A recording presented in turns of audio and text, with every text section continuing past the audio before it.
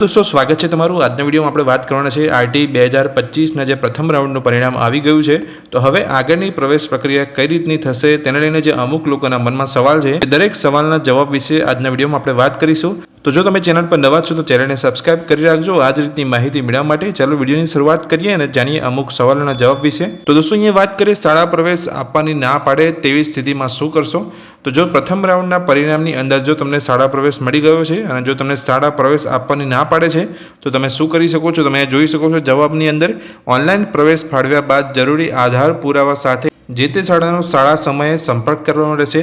જે તે શાળા તમારી પાસે જરૂરી આધાર પુરાવા માગશે તેમાં જરૂરી આધાર પુરાવા રજૂ કરતા હોય તો પણ શાળા પ્રવેશ આપવાની ના પાડે તો તાત્કાલિક જે તે જિલ્લાના જિલ્લા શિક્ષણ અધિકારી, જિલ્લા પ્રાથમિક શિક્ષણ અધિકારી, મહાનગરપાલિકા વિસ્તારની શાળા માટે જિલ્લા શિક્ષણ અધિકારીને મળવું અને કચેરી ખાતે રૂબરૂ જઈ વાંધા અરજી આપવાની રહેશે।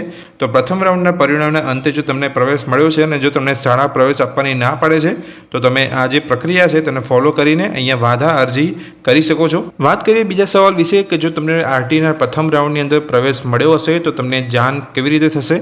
તમે જોઈ શકો છો આપણે દર્શાવેલ મોબાઈલ નંબર ઉપર SMS દ્વારા આપણને જાણ કરવામાં આવશે। નેટવર્ક પ્રોબ્લેમના કારણે કોઈ વાર બની શકે કે તમને SMS ના પણ મળે જેથી આપે વખતો વખત વેબ પોર્ટલ પર જઈ જોતા રહેવું।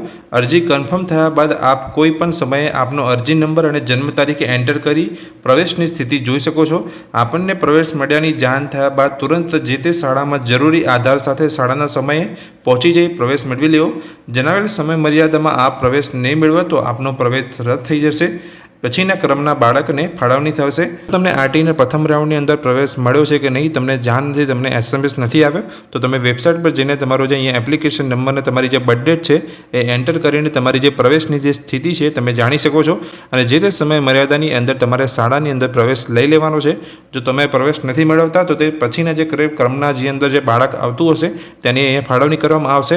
તો જો તમને હજુ સુધી SMS નથી મળ્યો, તમને ખ્યાલ નથી કે તમને પ્રવેશ મળ્યો છે કે નહીં તો તમે ઓનલાઈન વેબસાઇટ પર જઈને ચેક કરી શકો છો કે આરટીના પ્રથમ રાઉન્ડની અંદર તમને પ્રવેશ મળ્યો છે કે નહીં। વાત કરીએ કે જો તમને આરટીના પ્રથમ રાઉન્ડની અંદર પ્રવેશ મળ્યો છે તો તમે જોઈ શકો છો તમારે શું પ્રક્રિયા કરવાની હોય છે। ઓનલાઈન પ્રવેશ ફાળવ્યા બાદ શું કાર્યવાહી કરવી તો ઓનલાઈન પ્રવેશ ફાળવ્યા બાદ આપે જણાવેલ સમય મર્યાદામાં જે તે શાળામાં જરૂરી આધાર પુરાવા સાથે પ્રવેશ મેળવી લેવાનો રહેશે। જો સમય મર્યાદા આપ જે તે શાળામાં રૂબરૂ જઈ પ્રવેશ નહીં મેળવો તો જણાવેલ સમય મર્યાદા પછીના ક્રમના જે વિદ્યાર્થીને પ્રવેશ ફાળી દેવામાં આવશે અને આપનો પ્રવેશ રદ થઈ જશે। ત્યારબાદ આપની કોઈ રજૂઆત ગ્રાહ્ય રાખવામાં આવશે નહીં જેથી સમયસર પ્રવેશ મેળવી લેવો આપના હિતમાં છે। હવે આરટીના પ્રથમ રાઉન્ડનું જે પરિણામ આવ્યું છે અને જો તમને પ્રવેશ મળ્યો છે તો તમારા મનમાં સવાલ હશે કે શું અહીંયા ફી ભરવાની રહેશે શાળાની અંદર। તો પ્રવેશ મળ્યા બાદ શાળામાં કોઈ ફી ભરવાની છે તો તમે જોઈ શકો છો એનો જવાબ અહીંયા આપેલો છે કે આપનો પ્રવેશ તદ્દન નિઃશુલ્ક છે। શાળાને નિયમ અનુસાર ચૂકવવાપાત્ર રકમ સરકાર દ્વારા શાળાને સીધી ચૂકવવામાં આવશે।